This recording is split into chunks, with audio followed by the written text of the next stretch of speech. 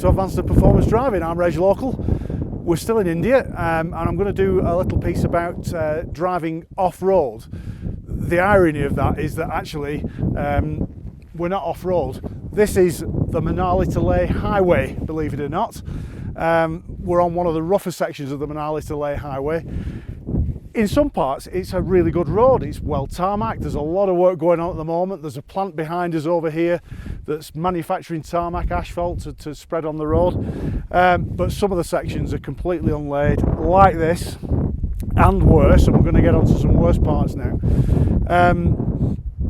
So you might say this isn't off-road driving because they're on the road, but once we get into the drive and you see what we're looking at, you'll see what I mean. And the other thing I'd say as well is that we're not really doing it in an off-road car. This is an SUV style car, which we're all familiar with. There's loads of these on the roads now in the UK as well as over here. So you might look at this and think, oh, that'd be great off-road.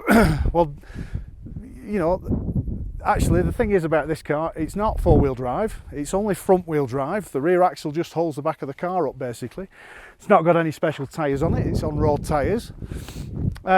It hasn't got a low-range gearbox or any kind of differential lock or anything like that. So really, apart from being a bit taller, it's just a car like every other car. The biggest advantage I've got with this car though, if I want to take it off-road, is the ground clearance. So we've got about, I don't know, about a foot, maybe a little bit less of ground clearance there.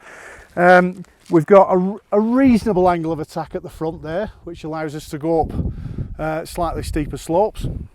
And the same at the back. It's a short overhang and a little bit of a sort of off-ramp at the back. So there's less likelihood in this that we're going to clatter the bottom of the car or do any damage. Certainly less likelihood than if we were doing it in an ordinary car. So when we go for a drive in a minute, what I'm going to talk about is how we keep the car moving on a road like this and in the off-road conditions. The key thing, the one thing to remember about off-road driving is that momentum is key. Keep the car moving, even if it's only very slowly. Once you stop, you get the problem with traction. And traction is really an issue when you're moving off-road. We'll wave to the bikers. Hello guys. Got to give people a wave on the Manali to Leh highway. So yeah, traction is the biggest issue. I'm only on ordinary road tyres, so if I stop, it's going to be much more difficult to get going again on these, if it's slippery road conditions or if it's rough road conditions. So the aim is to keep the car moving, even only very, very slowly in first gear at tick over speed. When we're climbing, you'll see that I'm just using a little bit of throttle or maybe no throttle at all with the car in first gear, just crawling along. When we're descending, if it's a steep descent and we're a bit concerned, again, I'm going to have the car crawling along in first gear. And it's remarkable how little braking you need, even if you haven't got a low range gearbox. One other thing I just want to add before we get on the road, I don't claim to be an off-road expert. I've done some off-roading. I used to teach some off-roading, but I don't consider myself to be an expert. There are much bigger experts than me on YouTube, but I just thought I'd make an interesting little video of this. Driving a non-off-road car, off-road, on the road.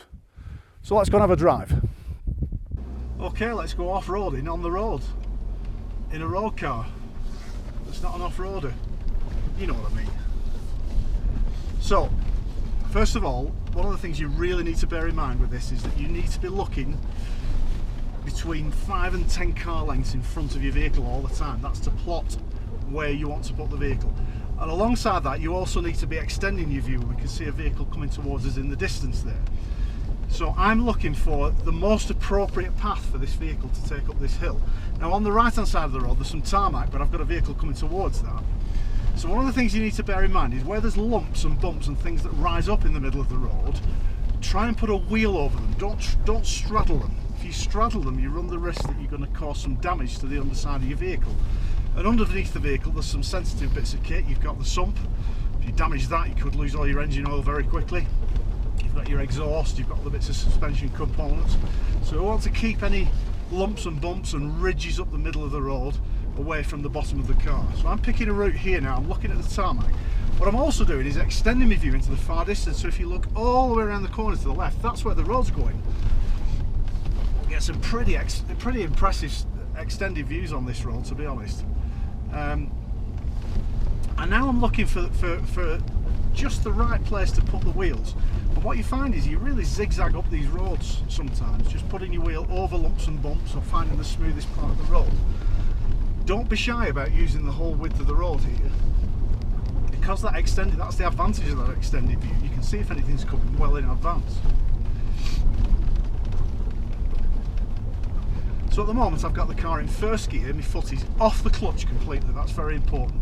We want to do as little as possible with the clutch. If you ride the clutch on a road like this, you will very, very quickly wear that clutch out completely.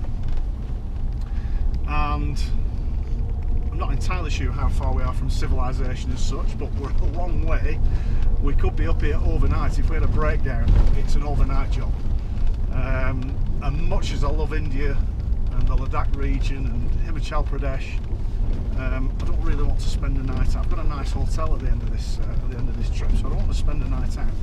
So minimal use of the clutch. There are occasionally times when you'll need to use the clutch in a car like this because you haven't got low range. A low range gearbox gives you the same 5 gears but in a much lower ratio. So if you just set off in first gear in low range, the car will go very, very slowly, even though the engine was revving quite quickly. And the importance of that is that it gives you plenty of torque to the wheels and keeps the car moving very nicely, especially a 4-wheel drive car. In this case, front wheel drive, an ordinary gearbox, so the lowest gear I've got to go forwards obviously is only first. Now this car's a turbo diesel. There's a couple of problems with that. It's not the world's best turbo diesel, it's a Mahindra. Got a car coming up behind me. I'm going to get out of his way in a minute. I'll probably pull over to the left where this tarmac is because he's much less bothered about his car than I am mine. So come to a stop here, let him come past on the tarmac.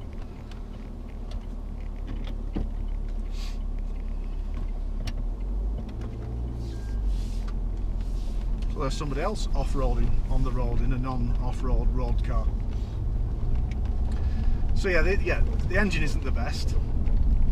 The other problem we've really got at the moment is the high altitude. So what altitude are we at the moment, James? 4,400 metres. So we're at 4,400 metres above sea level. That's pretty high up, and the oxygen levels are much lower than they are at sea level, much lower than they are anywhere in the UK.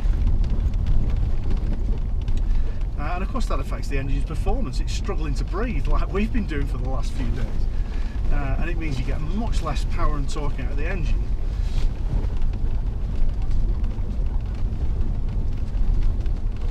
So there may be times when you need to just feather the clutch a little bit to get you up 1 or 2 very, very slow sections.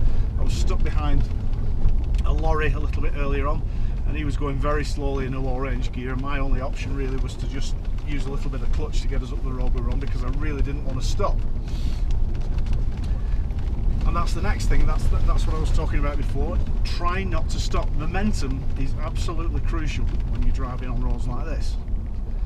At the moment I'm straddling that. I don't want to put both wheels on the tarmac because I'll be dropping on and off it. So I've one side on the tarmac and I've one side on that rougher part of the road. But actually that didn't feel too bad.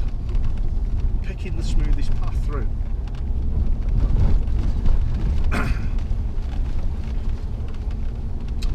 Another thing to remember about off-road driving in particular is you should keep your thumbs outside the steering wheel. Don't put your thumbs through the steering wheel.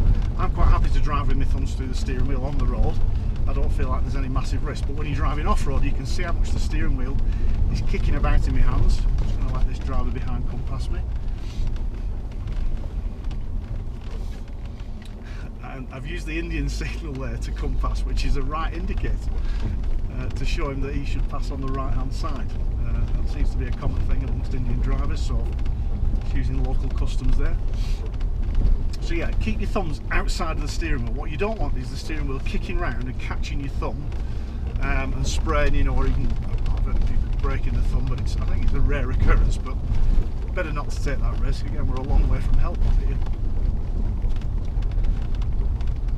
So looking up ahead now, there's a little strip of tarmac as we go around this right-hander. I'm going to put the car on the tarmac and take the smoothest route. So you can just just give it a little bit of gas up here until we get over the top.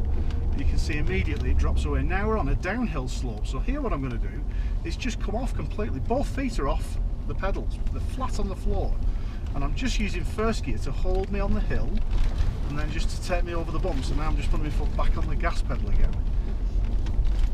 So that's what we're looking for when we're descending slopes. Keep it in first gear, keep it in the lowest gear possible, take your feet off.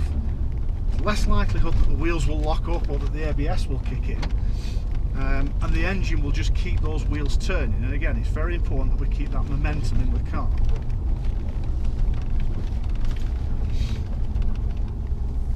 Here I'm trying to pick the smoothest path through.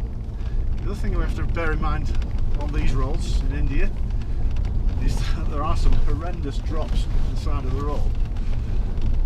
So for my passengers' comfort and my peace of mind, I like to stay reasonably well away from the edge of that road wherever possible. Now, whenever you do this for the first time, it'll feel horrendous, because it's not like driving on tarmac. You can see how much we're moving around in the car, you can see how bumpy it is, and you feel like you're doing a colossal amount of damage to your vehicle. Now the likelihood is, if you live in the UK, you're not going to be doing it for this length of time. You might have to drive along a rough section of road or somewhere in the countryside or whatever. If it's only for a short period of time, you're not going to do any damage. If you're careful and you follow these tips, you're not going to do any damage to your car.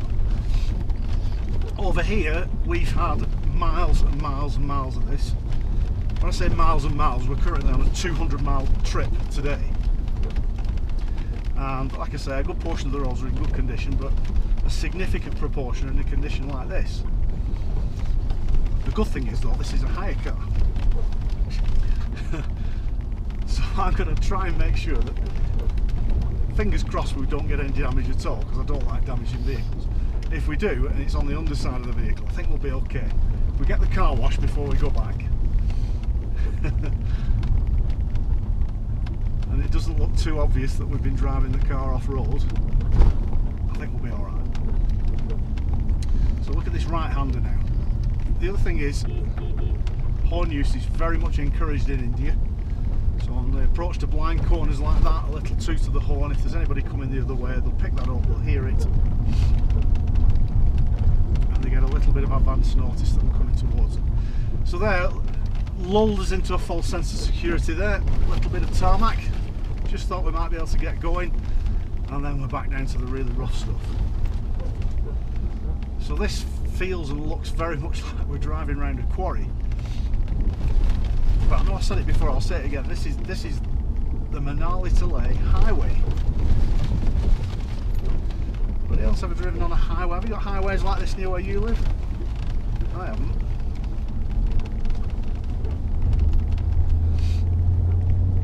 Now sometimes when you're driving in conditions like this, you'll get a ridge line or a fault across the road that runs at 90 degrees to the road surface, perpendicular to the road surface.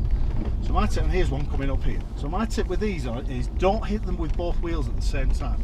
Just go slightly diagonal over it, so that one wheel rides up just slightly before the second wheel. And that takes up most of the shock out of the impact of driving onto that fault line, if you like, or that step up. Again, a little bit of false sense of security here with the tarmac, but I don't know, we drove along this road a couple of days ago and it's going to get worse, so we'll leave the cameras running. Here's another one of those perpendicular sort of faults, almost like a sleeping policeman. So hit it just diagonally a little bit, so the left wheel hits it first and then the right wheel, and it just smooths it out a little bit. I keep changing up to second gear, and as soon as I do I regret it. It's very difficult to think that you need to leave the car in first gear. It doesn't feel natural at first. But here for this left-hander now, you can see that it's going from tarmac to gravel, and gravel's where we're going to may have a problem with traction, with drive, with getting drive from the wheels, tyres to the road. So this is where it's really important to keep moving.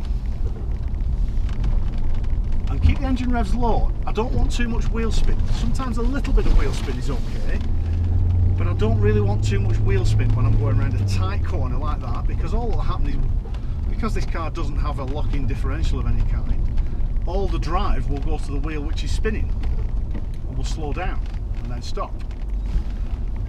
And remember, momentum is really important, so we don't want to stop.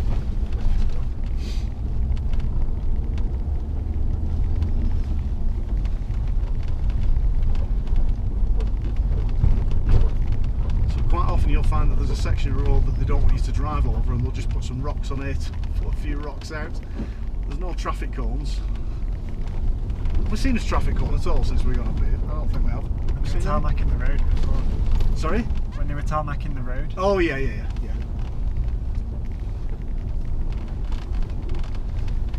Okay, so little roadside shrine here. You see these all up and down the roads in India. You'll see I'm right over to the right hand side of the road here. In India they drive on the left, but it's much smoother on the right hand side of the road here. As you've probably noticed by now, this part of the Manali to Leh highway isn't the busiest part. It's currently 10 to 4 in the afternoon. I don't know if I'm driving in Bolton at 10 to 4 in the afternoon, it's pretty busy, but we're not seeing much traffic on here.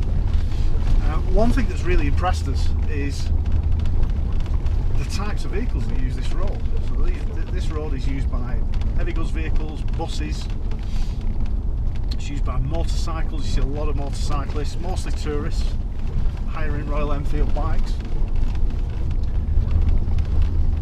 More impressive than all of those, I think, are the small hatchbacks. So the most popular little cars that we see up here are Suzuki Altos. And I think the light weight of those cars makes them a little bit more agile and nimble on these roads. But we haven't seen anybody stuck, we haven't seen anybody having problems. It's quite impressive how they cope. Now the other thing I'm looking out for is these sort of rocks and stones that are protruding from the road surface. If anything's going to give you a puncture on these roads, it's going to be one of these rocks that's protruding out.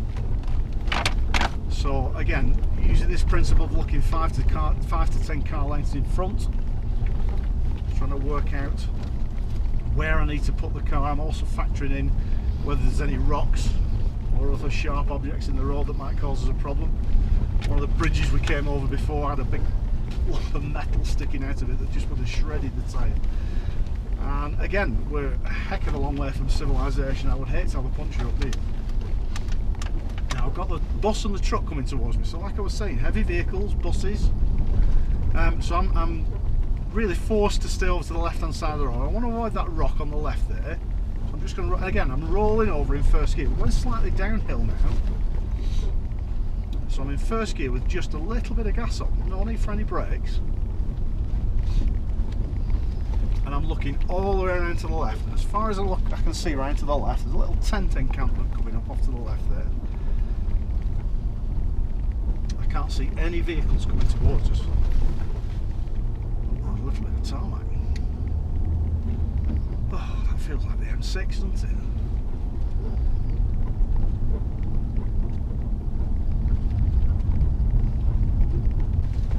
A couple of other things about being on these extremely isolated roads is that there is no phone signal at all, nothing. Even on local SIM cars there's no phone signal at all. So if you break down somewhere in the middle of nowhere, you are reliant on people stopping and helping you. And the flip side of that for us today was that we came across a motorcyclist probably about 50-60 kilometres back along the road, broken down by the side of the road. A chap from Belgium, actually. Nice chap. He was in month 7 of his trip to India. He bought himself a Royal Enfield and the bike had conked out. It was at high altitude. He was really out of breath when we first spoke to him, and he couldn't get his bike running. So there was a problem. They're fairly simple bikes, and there was a problem either with the fuel or the sparks. Thought it might be a spark problem, but then again we gave the fuel filter a bit of a clean out. Check the plug leads were connected properly. And after 10 minutes, we swore at it a bit, and that seemed to help. Swearing always helps. And got his bike running again, which was really nice. He seemed really pleased with it. So, treat others as you'd like to be treated yourself. If we had a breakdown now on here, I would hope that somebody would stop and help us, and it is a local custom that you should stop and help anybody who's in trouble. Now look at the state of the road here, it's getting worse. And a little bit of local knowledge in the fact that we drove this way 2 days ago. I know that it gets worse again. Quite a bit worse than this in a short time. We end up driving literally over a rockfall. There's not really any road through it at all, just a marked path. So, but I'm still going to use the same techniques. Looking not to bash at the bottom of the car, keeping the car moving. Looking at the tarmac there, I actually think that dusty section at the left is a better option, a smoother option.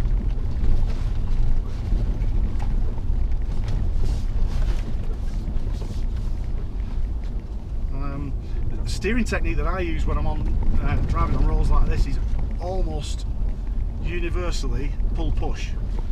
I can move my hands fast enough on the wheel. I'm not really a big fan of, you know, crossing my hands on the wheel. It's easy to get crossed up and then put too much lock on one way and then not be able to take it off because your hands are crossed over. If you employ a good pull push technique, and that's pulling right from the top of the steering wheel all the way down to the bottom in both directions, you'll find that it's really effective when you're doing this kind of driving. Maybe some off-road experts who'll disagree with that, and that's fine. If you want to disagree with it, no problem. But this is the technique that works for me. And you'll see I'm not working too hard behind the wheel, because the most important thing is this looking ahead. Try not to get caught out by surprise by any of these bumps or ruts in the road, or rocks, dead yaks, whatever it is. Now looking right into the distance now, I've got a view ahead here. Actually, if I look all the way in the distance, probably 3.5 to 4 miles. Now here we are. Now you think we're hardcore doing this in a hire car. Look at this, a cyclist 4,500 metres above sea level on this road. Every credit. Waving a thumbs up. I got a little acknowledgement off him then.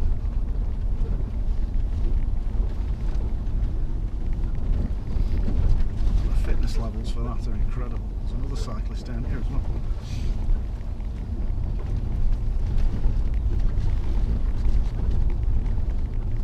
So we've just passed one of these little sort of tent colonies that are fairly regular intervals along this road. When I say regular intervals, I don't know, what are they, about 30-40 kilometres apart, something like that, you say?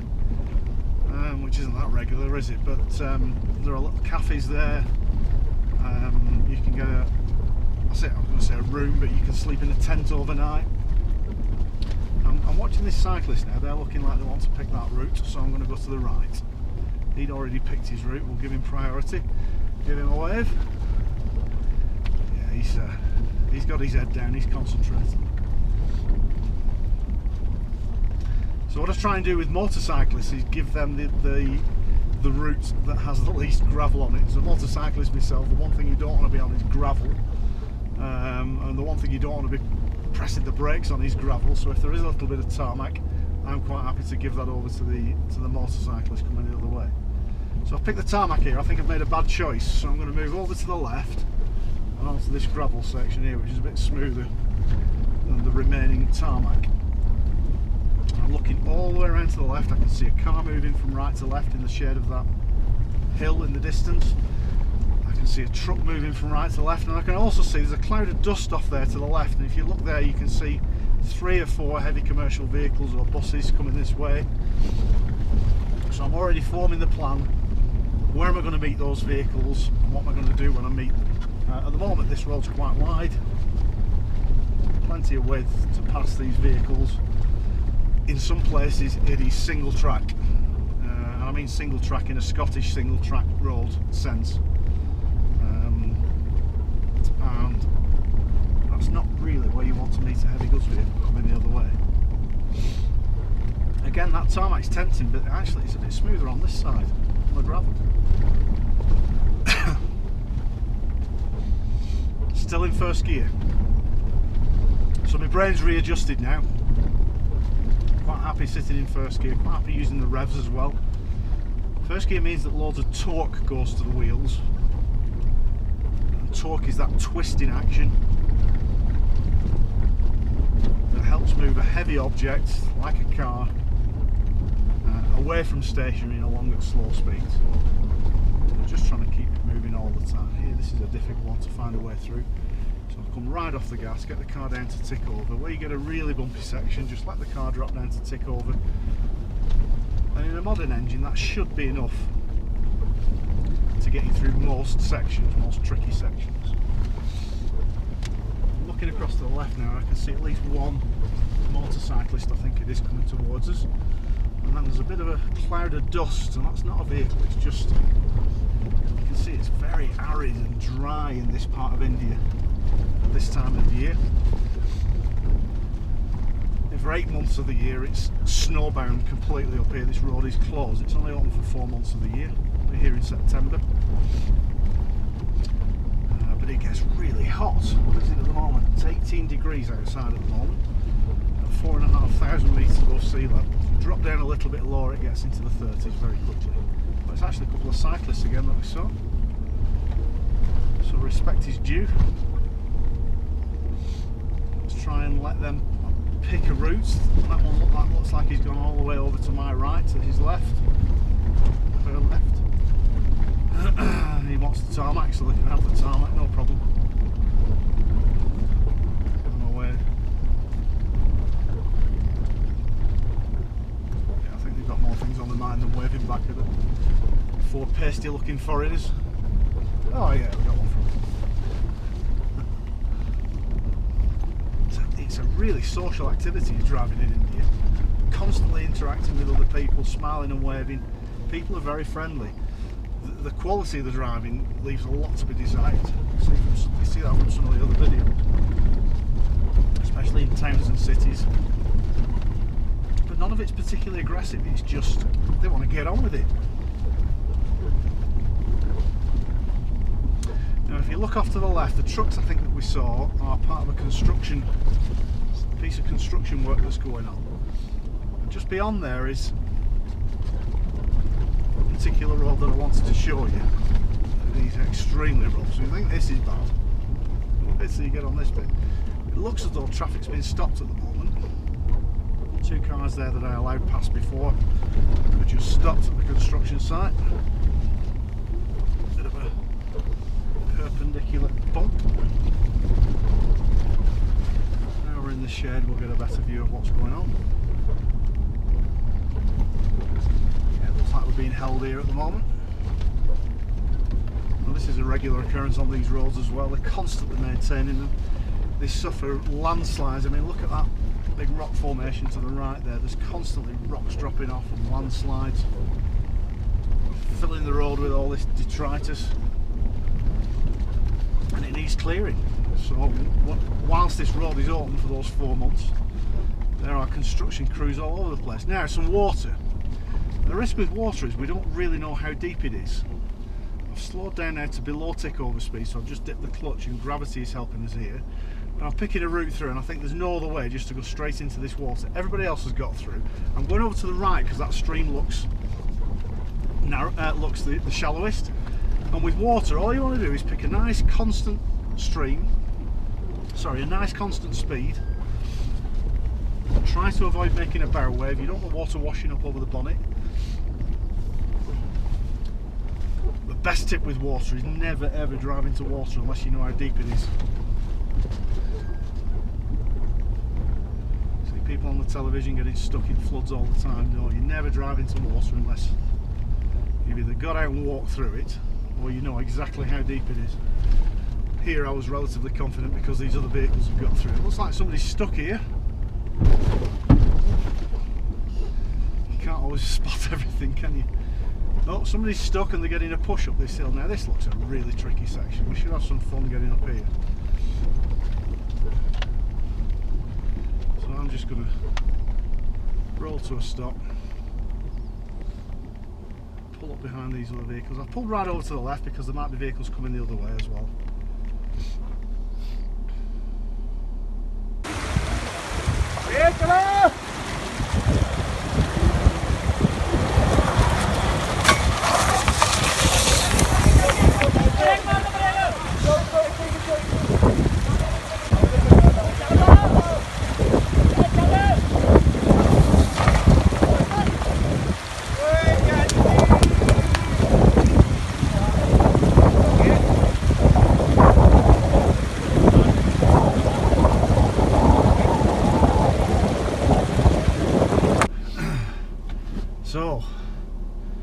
found our route, but this lorry driver's decided to just go for it, and I suspect he's not very not very good. He cannot get his vehicle into reverse. Now in this case, all the stuff I was talking about before about crawling along slowly, I've just taken a few tips off the taxi driver, and he said go for it.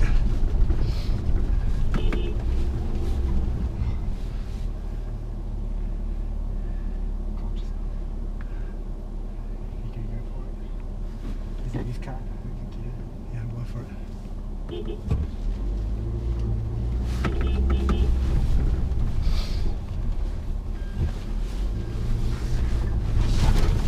Off to the left.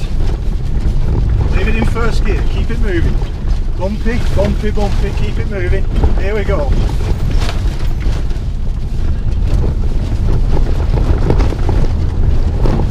Yeah, we're through. Yeah, we're through. Keep it going. Yeah, we're through. Woo! Pull over here to fit. No, I'm going to have to keep going. Yeah. We've done it. We've done it again. I'm going to stop here. Vladimir on deck. Woo! Oh dear.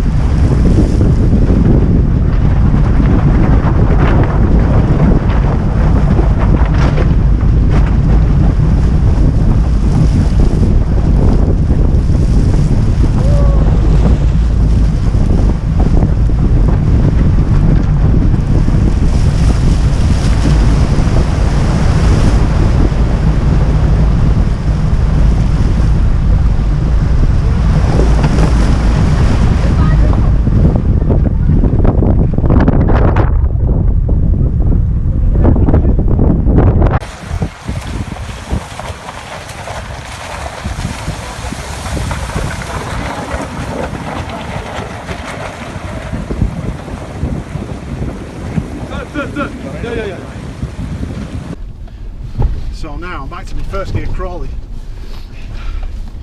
Well, that was exciting.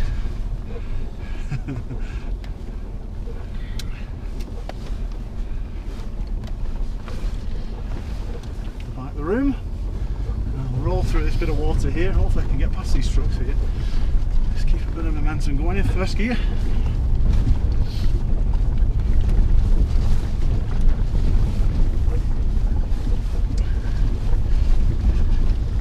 Like I say, this is the highway. I've got an overtaking opportunity here on these two trucks. There's another bit of road to the right, and they stopped. Oh, they're getting out. Made it easy for me. Now, left or right, which looks smoothest? I don't think either of them look particularly smooth, so we're going right. I'm just rolling along in first gear.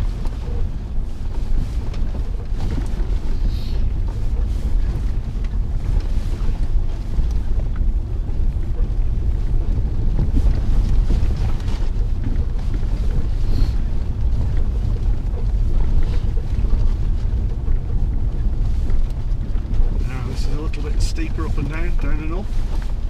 So tick over speed to hold us back, a little bit of gas to take us up.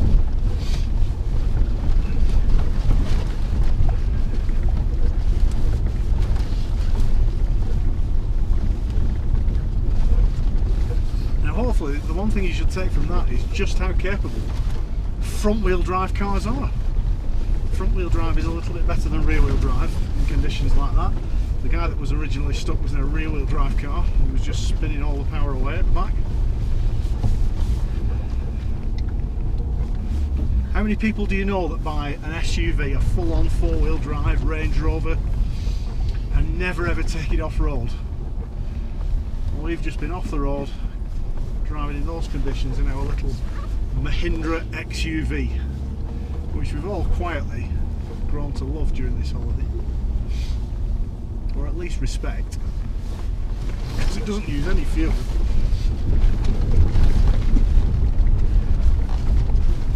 So that's it for this video. Hope you've enjoyed it. We've really enjoyed it. I've got wet feet now, but that's okay.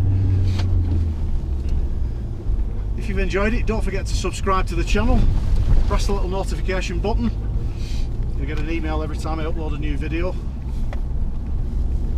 I'm going to have a look at the website, reglocal.com. Loads more information there about advanced and performance driving. And give us a follow on Twitter as well, at reglocal. You can follow my adventures live when I go on my driving trips. But that's it for now. From me and from the guys. Thanks for watching. We'll see you next time. Say goodbye, guys. See ya. Bye bye.